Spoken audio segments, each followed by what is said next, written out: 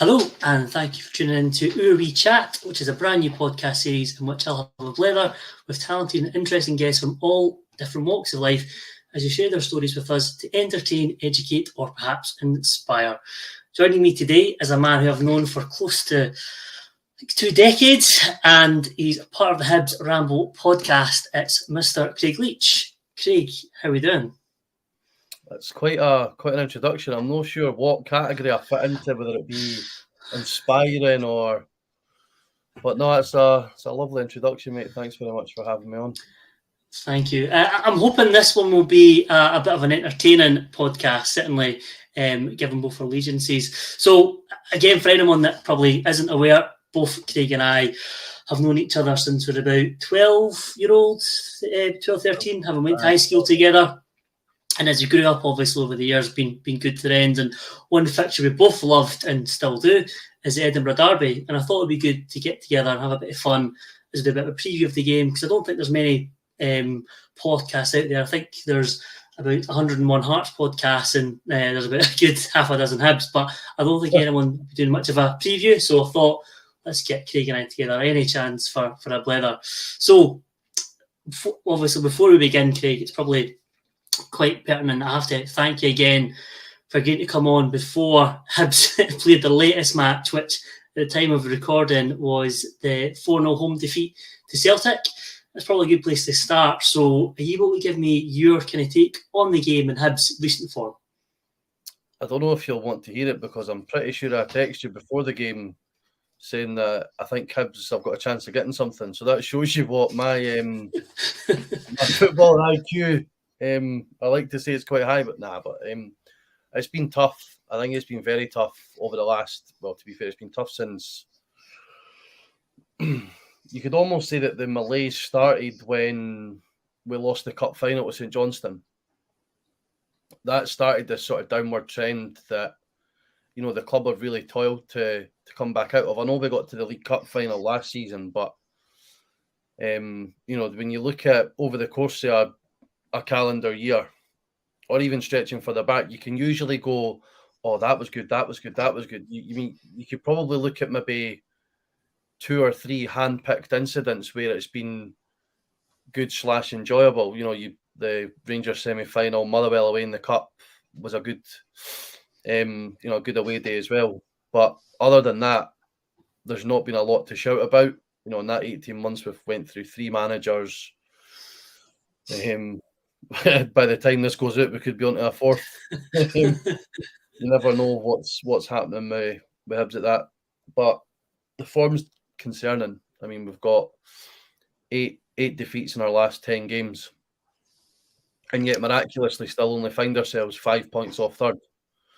I know Hearts have got a game in hand, which could, depending on Monday's result, push it to 8. But it is concerning, and it's quite challenging to see where it comes from. I mean, as supporters, I mean, you look on places like .net or Twitter, folk just argue with each other constantly because no one can decide what the right thing is to do.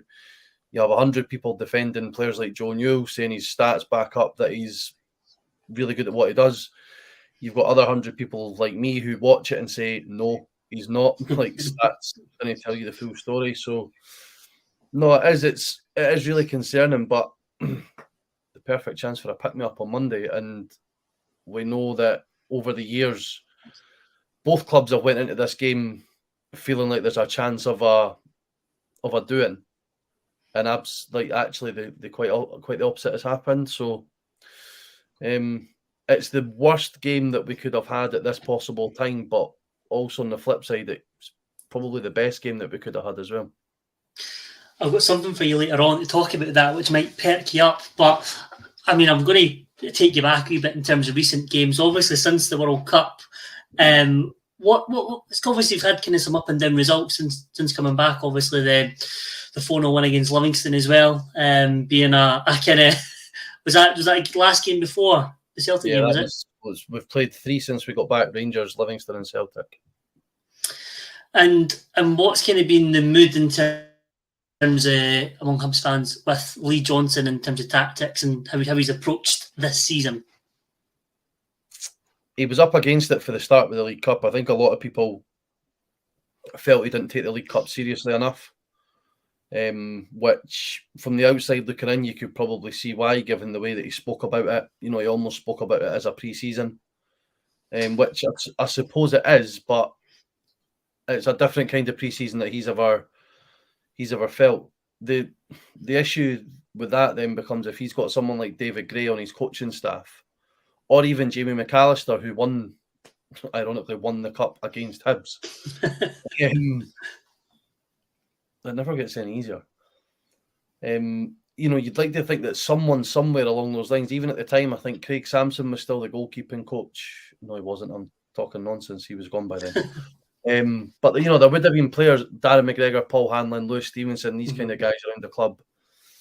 So I don't think it was taken as lightly. I just think that we were nowhere near ready, and we were still sort of living off the failures of the previous season. You know, how, you know, at one point, I think when Maloney came in, we were only a few points off third, potentially. You know, under Maloney, we won our first 2 games. We went into the Christmas break really excited and looking forward to what was going to come. And then it just petered out into absolute nothing. And I feel like that malaise continued over into the summer. The recruitment policy hasn't helped. We don't know who's signed who. You know, it's came out again. Harry McCurdy was actually approached by Hibs long before Lee Johnson was the manager, back when Maloney was the manager. So you've got at least three players in the door who were going to sign under Maloney. Sorry. You've then got this scattergun approach, you know, going into your scouting system on FM and just picking if somebody's got 5-star potential or not to see if it's going to work. So that's fed into everything. But I do feel that there's a general apathy setting in amongst the fans, and it's more towards the leadership of the club rather than the manager itself. I mean, there's going to be, if we lose on Monday, there's going to be calls for Johnson to go, and it would be very hard to argue why he shouldn't, based on, you know, if you look at almost a full round of fixtures, that would be 9 defeats in 11. That's form that's going to take you down. But I do think there's a lot of defence for Johnson from the support, based on the way that a lot of people are feeling about what's happening higher up. Interesting. I feel like you've read my notes before coming on here, because you've picked up a few of the points that I have. But it feels quite cathartic in a way in terms of just ranting about Hibs. But I think it leads nicely to me talking about Hearts. So I think it's fair to say we're coming into the game from a Hearts perspective in decent form. If you just look at the last 3 games since the restart, 7 points from 9, including 2 tough away trips for Hearts in historic years in terms of Dundee United and St Johnstone. Also including ending that near 6-year record that Kilmarnock held at Tynecastle without defeat. So, you know, 7 points from 9, I'm happy with that. You know, looking back to that Kilmarnock game in particular, Hearts should and could have been 3 or 4 goals up at half-time, although there was a kind of 5-minute spell towards half-time when Kilmarnock really came back into it. I think Liam Donnelly had a header that went narrowly wide. In the second half, Kilmarnock still kind of weren't put to bed, so they got a goal around 74th minute or something, where Hearts failed to defend the set piece, which has been probably an Achilles heel for us all season, with a lack of Craig Halkett for most of the season, which, ironically enough, I think he was playing this game, and I think it was his man that peeled off him, Ash Taylor, to get the goal. So even Halkett can't stop the defensive woes. But for me, I think, and I'll touch on it later on, but credit goes to Robbie Nielsen. At the time, I think I was saying to my pal Cammy next to the stadium, I said the 2 subs I'd be making would be Grant and Keogh to kind of come on, steady the tide, because it was getting a bit physical, and that's what he did. Not saying that Robbie listened to me, but the subs kind of changed the game a little bit, and obviously Grant played well, and we were able to kind of put forward and get that decisive third goal through a Lauren Shanklin penalty, which is the new Rangers penalty this season in terms of the memes. 7 so far this season, but going to Tannadice, I think a point was kind of richly deserved. So when you look at the fact that 3 our main players, 3 are the season contenders last year, and Hull kept Kingsley and Gordon going off. For me, it was enough resilience and leadership in the side to come back into the game and get that equaliser through.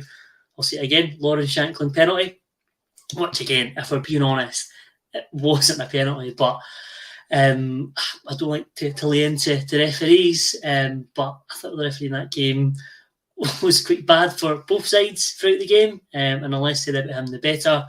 And I think lastly, looking to the Hearts' recent one, being able to go up to McDermott Park and win for the first time in 16 visits, to me, really shows that there's genuine team spirit within the ranks. And despite all the adversity with long-term injuries, with Yadin, Liam Boyce, Benny Beningame, Craig Gordon now as well, unfortunately, adding all the short-term layoffs as well, like say Halkett now, Kingsley, Humphreys, others have been out at spells this season. Whatever starting 11 Robin Nielsen puts out, I think we know what to expect as fans, that from the players taking the field and we can have an understanding of what the tactics will be. For me, Lauren Shanklin is in devastating form at the moment. 4 goals in the last 3 games, 16 goals this season in all competitions. Of course, he's now the new club captain with that as well, which I think is only going to boost him in his efforts as well to be the first player since Joe Robertson to score more than 20 goals in a season for Hearts. But as I said, come back to the main point I was going to say, like, Robin Nielsen does deserve credit and plaudits for how he's managed the squad this season, given obviously all the kind of injury woes and playing 3 times a week at times with European football. I mean, there's obviously going to be some supporters that will never forgive him for losing the derby and Hibs' run to the Scottish Cup final, and Robbie gave Hibs the cup, and then obviously and recently the Brora Rangers Scottish Cup shot where people were wanting him out. But I think genuinely he's learnt from those episodes, and he's a perfect fit for us at the moment in terms of where we're at and where he's at in terms of experience. I can't see him going to Celtic Rangers. Not that Celtic will be looking to sign him anyway in terms of Ange Postecoglou. He'd probably be going to Man City, replacing Pep if Lee Johnson had any say in it. But Hearts are now sitting in 3rd place, 3 points clear of Aberdeen with a game in hand. So for me, looking at form, I'm absolutely chuffed to obviously finish the year 2022 best of the rest after what seems to be the worst year I can remember for injuries to key players. What's your take on Hearts, Craig? Let's ask a Hibs perspective. What have you made of it? Well, I don't know if you've listened to any Hearts fans over the years, every year's the worst year for injuries because you seem to have everybody injured all the time at some points. It's a big physical style of play. That's what it is as rugby players. I think I don't know how I can say this without sounding bitter.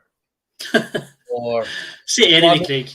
I mean, in terms of like Hearts are a great footballing side, right? No one in this league apart from Celtic is. But I think that for the first time consistently, anyway, especially under Budge's tenure, it's all sorted off the park, which has manifested itself into being sorted on the park. I think one thing that you've bemoaned over the years is the lack of not even just a striker, just a striker, somebody who can get themselves in the right areas and score goals. And obviously Shanklin being, when you look to have to go far back as John Robertson is the last player to score 20 goals in a season. And John Robertson's been away from Hearts for what, 24, 25, 26 years? Like, that's mental. And I think now that there's a proper strategy in place off the park, whether it be, the foundation of Hearts now overall owning the club with a CEO, directing the club with a sporting director, directing the footballing side, etc. Rather than Craig Levein doing everything at once. It seems to have sorted its. Unfortunately for us, very unfortunately for us, seems to have got Hearts on a proper even keel where there's nothing really happening off the park. Even things like the seats, for building a new stand and forgetting to order the seats, like those kind of mishaps don't seem to happen anymore. So I think that all leads into what is seen on the park, and like you say, I think throughout the spine of the Hearts team as well, they've just got players who I know it's a cliche and it's quite a dinosaur thing to say, but people who A, know the club and B, know the game. Before he's and I still don't believe that Gordon won't be playing until I see the teams on Monday. In this scenario before where Hearts are missing X amount of players and they're all when you look at before his injury, Gordon, Halkett, Kingsley, Halliday, Shankland. Sort of, I know Halliday, etc., and that doesn't play every week, and Halkett and Kingsley have had their injuries, but even just having them in the group and around the group, I think leads, players like Michael Smith as well, who's been at Hearts for a number of years and has seen it and done it, with the players at Hearts have been able to bring in on top of that as well. I think that it just seems like right now, anyway, there doesn't seem to be much that could go wrong for Hearts. It seems like you jump into a bucket of strong smelling manure, they'll still come out smelling the roses. Which kind of, when you let your head run wild, to me, I'm thinking this is the perfect time for Hibs to get a win. Because it seems like everything else is going so well for Hearts that the one thing that it could potentially completely derail it would be us turning up and stealing 3 points. You've definitely looked at my notes prior to this because you picked up a few points, and we'll discuss a few of them just now because obviously one thing I asked you before coming on was to kind of prepare one reason why Hibs and Hearts fans should be looking forward to the game, and I'll start with Hearts, and you've hit the nail on the head for me because I think one reason why Hearts fans should be looking forward to the game is the contrast in both clubs at this present time, and in my opinion, is night and day. Hearts as a club on and off the field are in a really strong position, which you've touched on. Hibs, on the other hand, are not, and I think one of the kind of salivating points as well going into this is Hibs' season could be over effectively by the 22nd of January evening, and I think for that going into this game, it's building a lot of momentum for the year. So we touched on a few things and we'll discuss it between us. So for me, if you compare the squads, for me, firstly, we were talking about combined 11s, which we'll get onto one later on. If we're doing one for present day in terms of, what players would make a combined 11, and again, if I had Hearts' formation, you looking at Hibs' formation, and we'll rule out like St Martin Boyle, Craig Gordon, Beningame, etc., long-term injuries. So players kind of as in now, who would get into the Hearts team? And I'll be honest and say there's maybe only 2 players from Hibs that would get into Hearts' team at the moment, which would be David Marshall and Chris Cadden, right wing back. I don't think any other Hibs player, for me, and this could be a kind of obviously maroon bias and probably definitely some of it, but I can't see any other Hibs player on form at this present time getting to the side. You could have argued maybe Ryan Porteous, but Porteous he's been playing poorly this season by his own standards. We've said that before privately. He's been playing centre midfield, and it's like I just think Hibs and Hearts. You mentioned about the squads as well. I think one of the main aspects of that is they've got like a Scottish core. So guys like Snodgrass, Halliday, Kingsley, Halkett, there's a bit of obviously Shankland.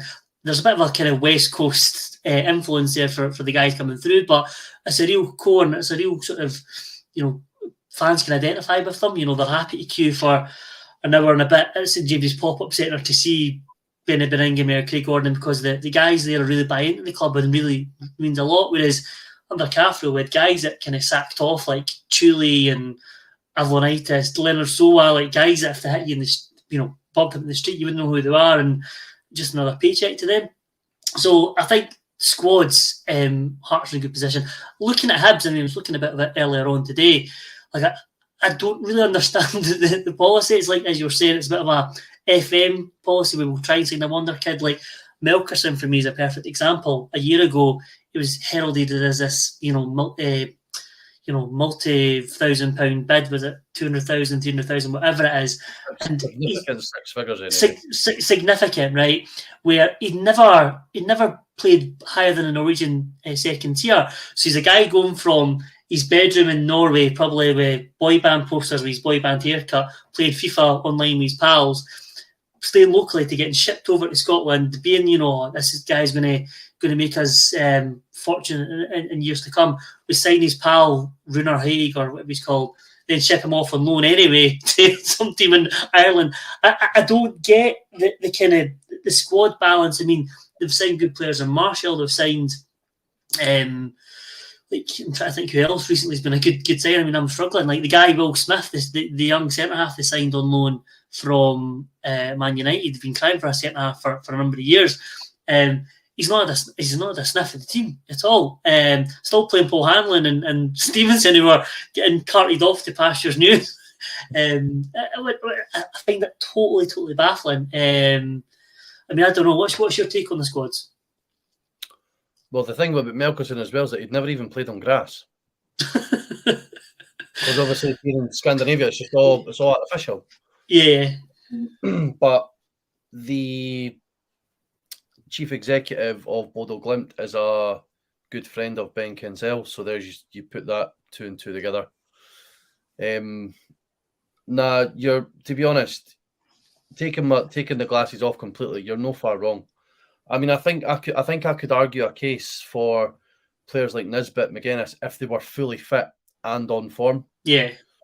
I think that, especially in the first half of the Rangers game, and in the Livingston game, I think Nisbet and McGuinness showed what they're capable of when they're A, in the right areas, playing in they're played in the right areas, and B, they're getting the right level of service.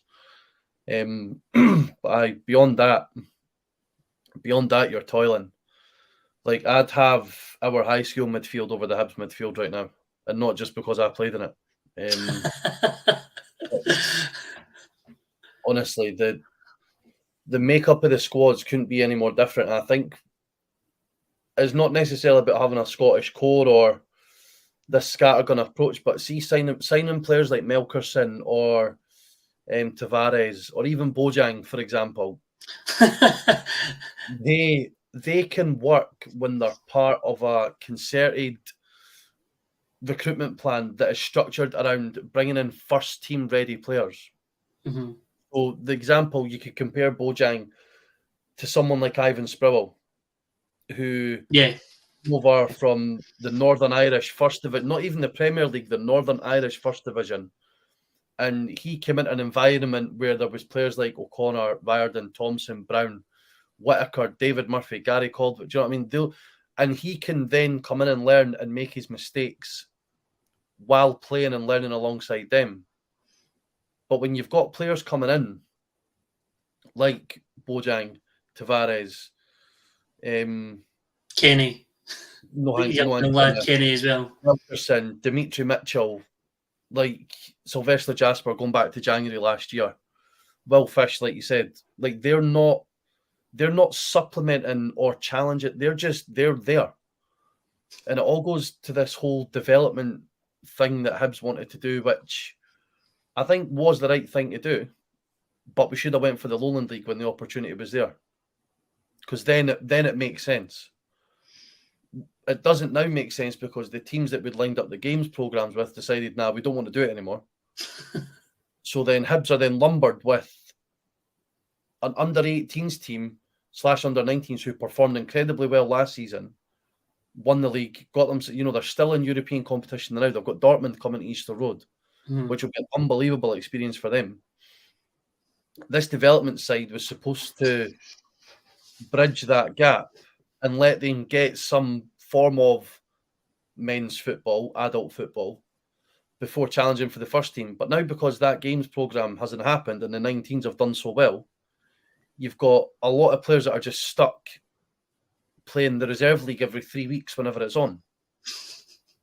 And so players like Tavares, I'll just use him for an example, he's got nowhere to go and learn during the season.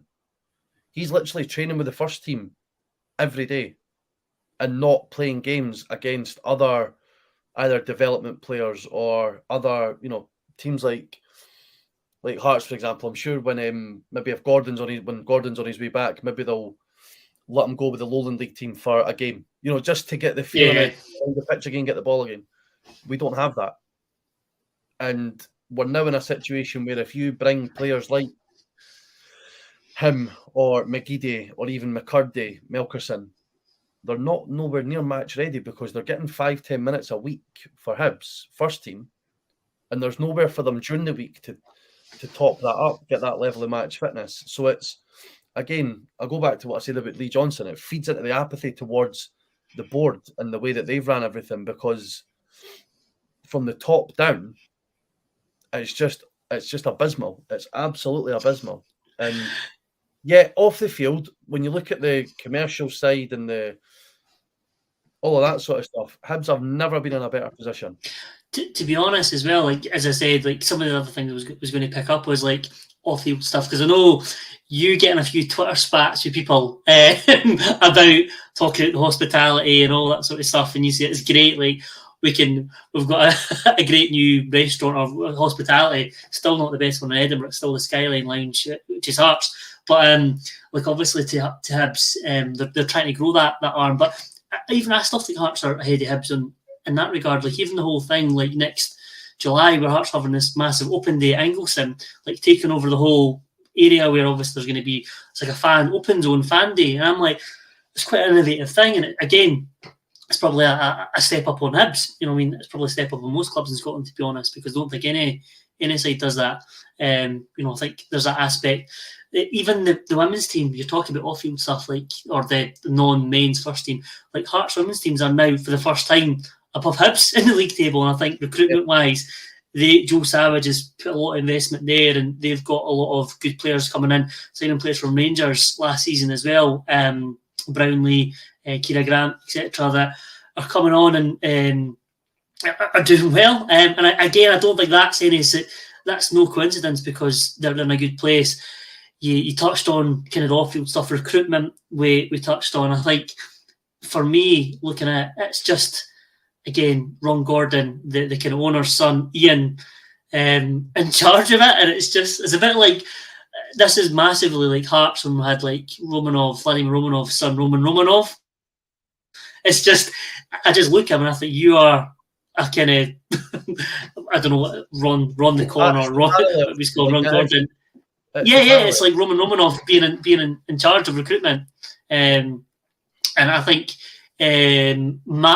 managers as well. I think, to be honest, both are at different stages. I think in terms of Scottish football, obviously Robin Nielsen's been on the blocks, been there. He's been at Dundee United, been at Hearts 2 spells. He's not done too well in England, whereas you could argue Lee Johnson's been quite successful in England in spells.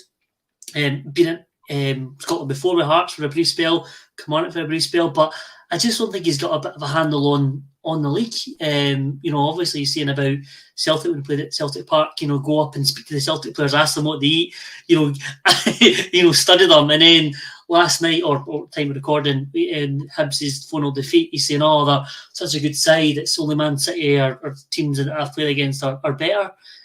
So again, like you said earlier, he's kind of had 2 rounds of fixtures against these sides, and it's just, I still feel that he's just a bit naive. And even having Jamie McAllister there as well, who, all intents and purposes, has been in England for the last 15, 18 years of his career. Another one, Hibs signing Jamie McAllister's son, 16-year-old son. Whether he's a top prospect or not, I don't know, but paying 6 figures for a 16-year-old laddie, really, it just seems a bit baffling. But manager-wise, I think Lee Johnson comes into this under a bit of pressure, whereas Robbie Nielsen still has pressure from some Hearts fans in Edinburgh Derby, no doubt. But I think he can go in a lot more relaxed, and I think the managers are coming in different sort of backgrounds and different experiences. And then just generally, the last thing I was going to touch on was the kind of Hearts and Hibs fans' feelings. So I've heard you there, and others will hear you. You're kind of passionate when you want to talk about Hibs, but Hearts, it's a total contrast. 2,500 Celtic the last game at St Johnstone away. It's, you know, Hearts are taking some decent backing. We've had all the away trips in Europe. We've had 4 trips this season as well to look forward to. So fans are kind of in good spirits, and I wouldn't say falling in love again with Hearts, but there's a real kind of drive to start a singing section, an ultra section sort of thing, like getting the young team involved there. So there's, you know, lots of concerted efforts to kind of get Hearts, from a fan's perspective, give everything they can to boost them on the pitch. And I don't think that's any coincidence that Hearts are in good spirits and Hibs aren't. But Craig, I don't want it to be all doom and gloom for Hibs. Give us one reason why Hibs fans should be looking forward to the game. Because you never know what can happen. Like, I've been to I've been going to Tynecastle since 1999, and I've missed 2 games there in the entire Hibs Hearts. Whether obviously apart from when we've been in different leagues, etc. But I've missed 2 games: the Mark de Vries game and the first game in the Championship when we lost 2-1. Liam Craig missed a penalty, and so I've been there enough times to know what it's like coming out of there with a defeat. I've seen the best Hibs teams I've seen in my lifetime go there. For example, that season under Mowbray, when we shipped 4 goals about 4 times. And I've also seen us go there with patchwork sides that have absolutely nothing about them and seen them come away with a win. So I think for us, there's no level of expectation when we go to Tynecastle at all. None. It's if we go and we don't get beat, that's a success, because that ground has been so horrible to us over the past however many years, bar a spell in the late 60s to maybe early 80s, which is obviously well before our time. But I think we should be looking forward to it, because I think for us it can't get any worse. And as much as it pains me to say, losing at Tynecastle isn't the be all and end all. Like, us losing to Hearts doesn't mean as much to us as it does to Hearts fans losing to Hibs. If that makes sense. Don't know if I agree with that. Like, yeah, I don't know, because like, the end of the day, right, I've heard managers say this when they play Celtic or Rangers, like, will not be judged against those sides or results on that, which I think's pish, right? Because if a manager, like, say it was like David Martindale, for example, he said that, if he's like, we don't get judged on results against Celtic or Rangers, because you would, because if you win against Celtic Rangers, you're going to have that on your CV going, I've bet Celtic Rangers. So you can't ask us to discount your side's performance against them and results, and then when you win, please regard it. And I think for Hearts and Hibs, it's always the same thing. Like, you always regard these derbies, and I think, especially when it comes to like fine margins, if Hearts were to finish a point above Hibs, and for third place, for example, fans would go back and say that Edinburgh Derby where we shipped 2 late goals and we're 1-1-0 and got beat, that's changed our season, or whatever it is, or we've dropped 2 points, which we're winning, and now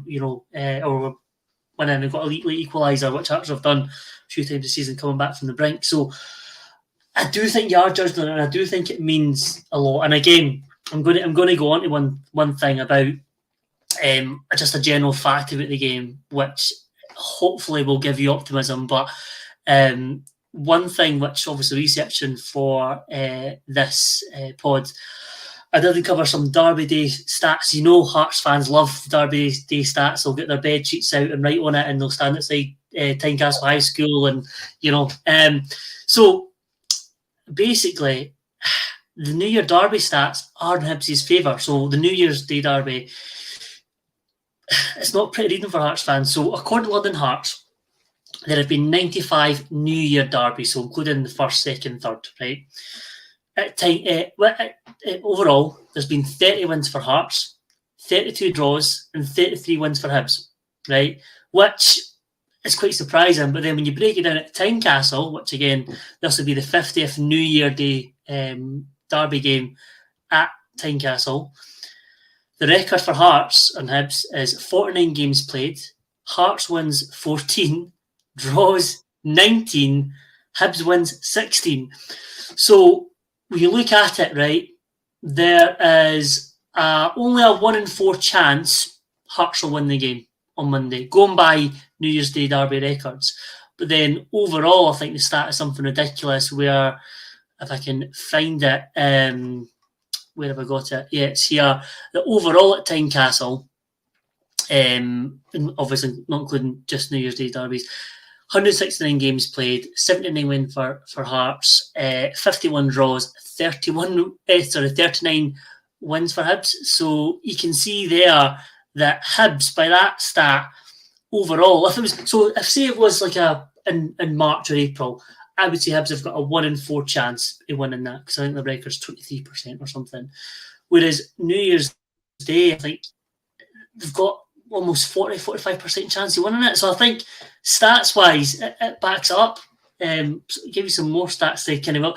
I seen your eyebrows raised and you're tickled there with some optimism. But the other thing to bring it back is the last Hibs win was over 3 years ago on Boxing Day 2019, which was a Martin Boyle double, and that 2-0 win at Tynecastle. But looking at it, right, and again, the most common score between Hearts and Hibs at Tynecastle. Do you know what the score is? The most common score between Hearts and Hibs at Tynecastle? Probably 2-1. It's 0-0. It's 0-0 is the most common. Apart from score, 8 darts. No, the second most common score. You know the second most common score at Tynecastle. I'll go back to January the 1st, 1973 for that one. No, it's not. That's only happened once, thankfully. But it's 1-1. So the kind of stats, when you look at it from a Hearts perspective as well, is I do listen. They say form goes out the window when it comes to Derby, but I think it's kind of important to kind of reflect on it a little bit. But you know, Hibs going by that reckoning, you know, they're not out of it as I thought they would have been. You know, so even another stat, right, for you. Derby's played on a Monday in New Year, right? It's 25 derbies. It's 10 wins for Hearts, 5 draws, 10 wins for Hibs. So, like, all the stats kind of, it doesn't lead to any sort of Hearts dominance if you look at those statistics. Which I think I always say you can get statistics to suit your own narrative, and I've got statistics to kind of be a bit fearful of Hibs. So, yeah, I mean, what's another reason as well I was going to mention about to give you optimism for Hibs, and another reason that Hearts fans should be perhaps a bit anxious is Hearts' inability to keep a clean sheet this season. So, looking at it, it's 3 clean sheets from all 28 games this season, which is mad to think. 3 from 28. We've had Craig Gordon and goals for most of it. 18 league games, just 1 clean sheet. So there is a very good chance the Hibs will score, given that we've got Xander Clark making his home debut at Tynecastle, and he's also just getting to know the defence in front of him. Potential another change defence in front of him. We don't know if Kings is going to be back, Halkett, etc. And I think as well, I mentioned about Hearts' inability to defend set pieces at that Kilmarnock game. That's been the kind of a problem all season, not being able to defend set pieces, defending cross balls. Now, if Lee Johnson's been doing his homework or is watching this podcast, hello Lee, thanks for the view, then if I was him, I'd be playing that young Ukrainian striker, is it Mykola Hukarevich? Is that his name, Craig? He was on the bench last night, but he actually pulled up in the warm-up, so don't know if he's actually going to be available. Well, it might be a centre-back up front, because I would say how I would set up against Hearts is get someone big, physical up top, get your wide men to put crosses in, get yourselves forward, get corners, get set pieces, because that is going to be the way in which Hibs will score. And it's just almost that kind of inevitability factor as well with Hearts, that defensively they just look all suspect. I mean, Michael Smith, I wouldn't necessarily am a fan, but like, he's at a right wing back. I don't think he can play that. He's not got the legs for that. He can be got at. Right side centre half has been a bit of a problem position for us as well, since obviously Suter left in the summer. I mean, I think both positions will be strengthened in January, funnily enough, but that's where Hibs could exploit. Although saying that, Hibs' probably best supply line would be Chris Cadden. I mean, I don't know about Cabray. I don't know if he's in favour or not. But I mean, he's someone. If I was Lee Johnson, I'd be looking to play. You're shaking your head. That Cabrera, is he well at the picture? No, he's. I think he's found it tough to settle in Edinburgh. He lost his dad not long after he moved over, and he was well out of form. Like he was really, really poor at spells. I think the one thing that Hibs can take is that it's not going to be Craig Gordon in goals, because we've seen time and time again. I was saying it to someone the other day. That guy was keeping goals out of his own net when I was 11. I'm now 31. He's still doing it. So there's. I made the point when we done our podcast earlier about Xander Clark and how it could be, it could work in Hibs' favour. Like you say, he's not going to be anywhere near match ready. I don't think he even signed until after the window had closed, so he's probably not even had an actual proper normal pre-season. I know they've had the break to sort of work on that, but playing for St Johnstone at home or away, or even at Celtic Park and Ibrox, is a completely different kettle of fish to playing at Tynecastle in a derby. I suppose the only issue Hibs have got with that is that we've got the best person at finding a keeper from cross balls, and that's Joe Newell. He's honestly, he's unbelievable at finding a goalie's hands for a corner. He's absolutely spectacular. So I think there's, like I said, there's definitely, I know I said earlier on about it doesn't bother that much. It does, of course it does. Like, you never want to lose. You never want to lose a derby, but at the end of the day, we've got a good as chance as any. Do you know what I mean? Like I said, it's not as if Hearts are top of the league by 20 points, smashing teams every week. Like you said, have kept one clean sheet in the league this season. There's definitely vulnerabilities there that we can get at.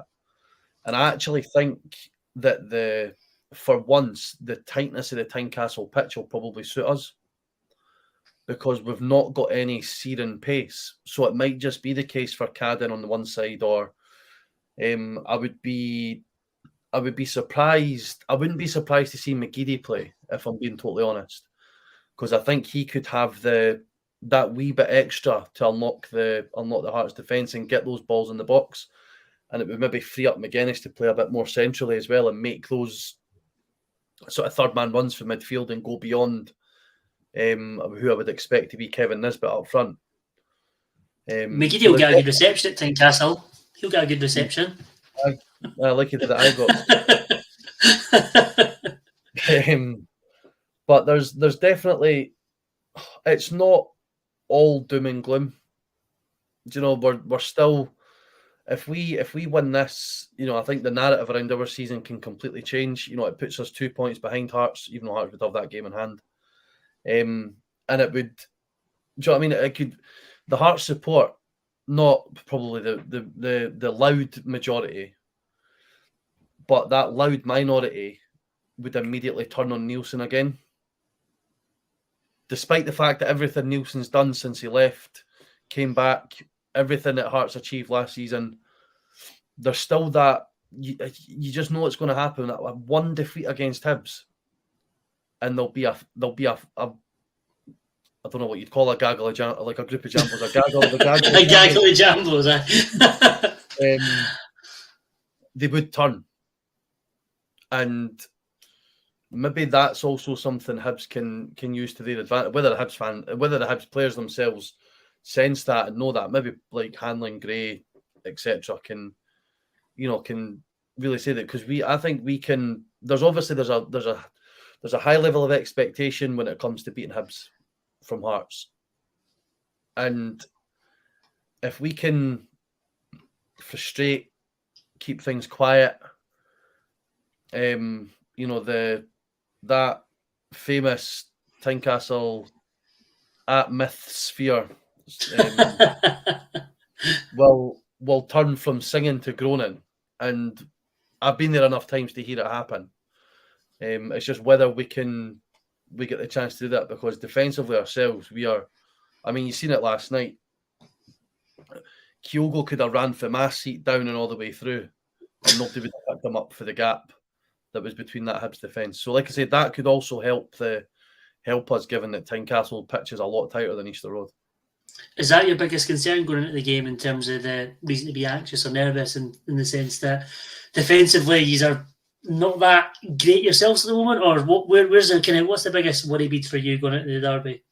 Midfield, 1,000,000%. Midfield? It's the midfield, aye. We don't have enough, excuse the term, but there's not enough minerals in that midfield to cope with a derby. And you know, I mean, I'm an absolute nobody when it comes to criticising people's character or trying to judge what they're like as individuals, but you can only base it on what you see with your own eyes. And when we're going into a derby now hoping that Josh Campbell is fit to play, nothing against Josh, because he works, do you know what I mean? He works his socks off. If we had another 10 players with his attitude, just his attitude, would be in a lot better position. But when we're going into a derby, we're hoping that he's fit to play. It's not really a great state of affairs, especially when you look at somebody like Joe Newell should be taking this game by the absolute scruff of the neck. Yet, the last time we tried to do that, he got sent off in a semi-final when we were in the ascendancy and killed any momentum we had in the game completely. So, yeah, it's the midfield for me. I think if Hearts play, I would expect probably Halliday and Devlin to play in there. Snodgrass will play there. Snodgrass as well. There's two players who've played against Hibs at multiple levels, various times throughout their career, and one who, like in Devlin, he's one of these ones like that's come in but gets it. Yeah.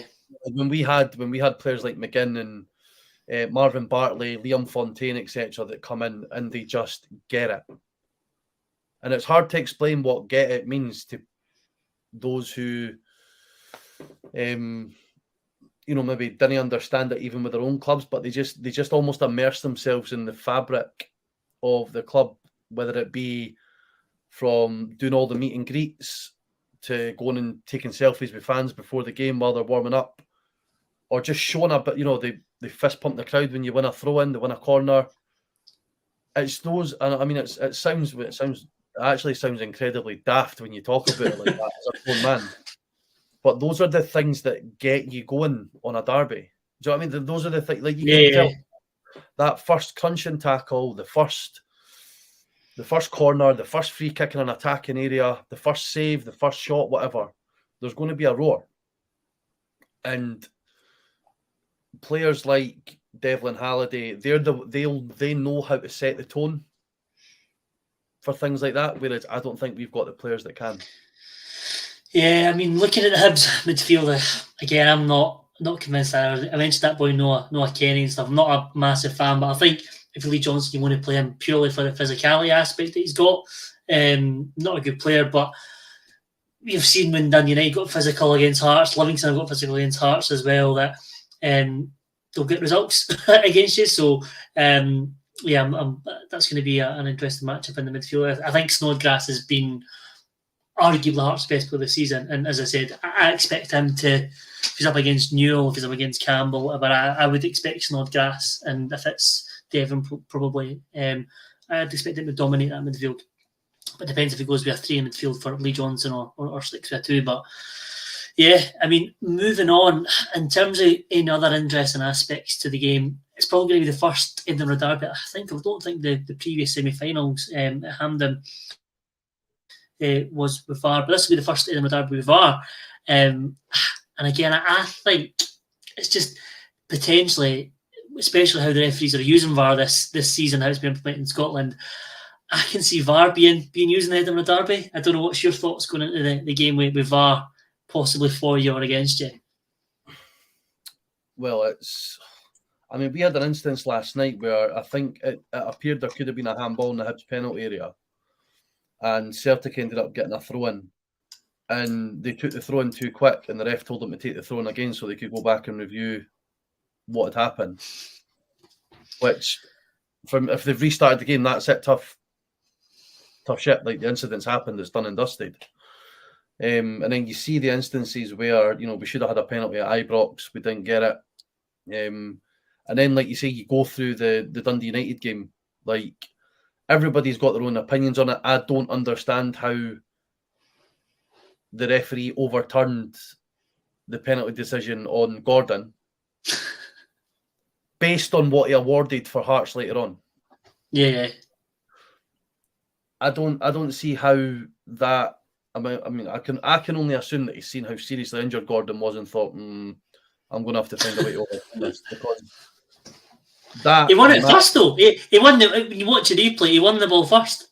Aye, but you can win the ball and take the man and still get a foul given against you. Never a penalty, man. Never a penalty. Never ever a penalty. And I think when you factor in the penalty that Hearts got successfully given, like penalty. on that balance of averages, I just don't think they know how to use it. Yeah, they're clearly not, and you'll see it the two games obviously because you've got the Celtic Rangers game on before ours. That this will probably be the day where it's highlighted more than most throughout the calendar, because it's the two biggest, by far and away the two biggest games on the Scottish footballing calendar, in terms of derbies anyway.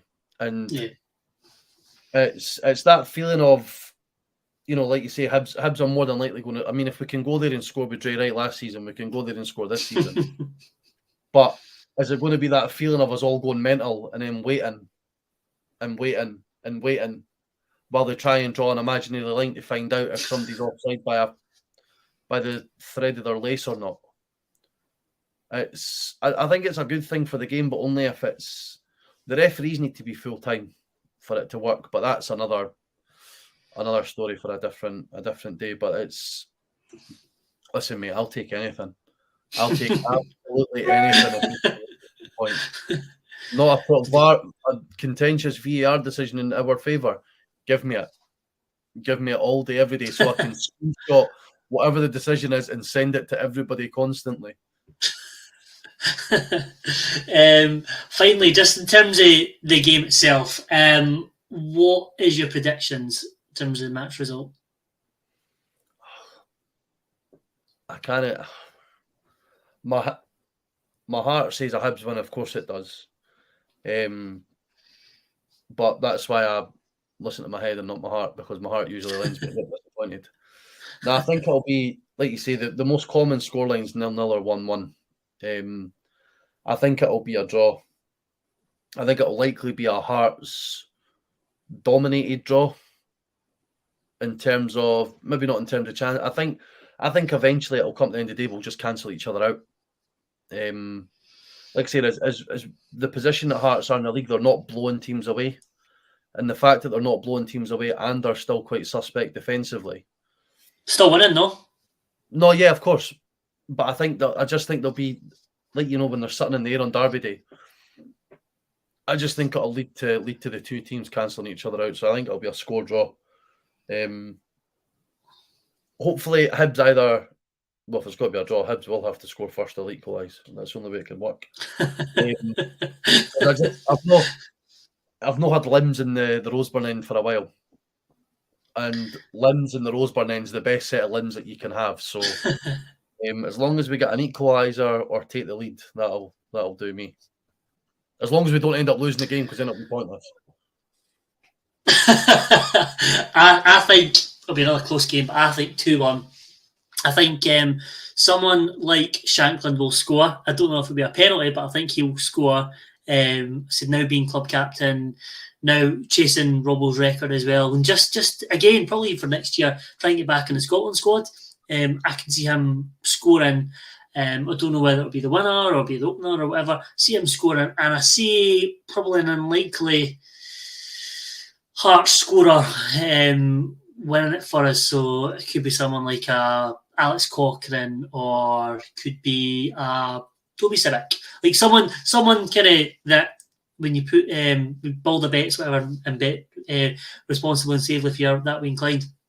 I see one of them being a bit of a Derby Day hero. I think there'll be a new hero come Monday evening for Hearts persuasion, but I still think Hibs will score because of an ability to defend properly and have a bit of a unit. Again, I hope I'm wrong. Hope it's a I'll take a 1-0 clean sheet, but I just see it being a 2-1 win for Hearts on the day. You're just hoping you're severely wrong. I don't want to be wrong, Craig, and fingers crossed I'm not wrong. Touch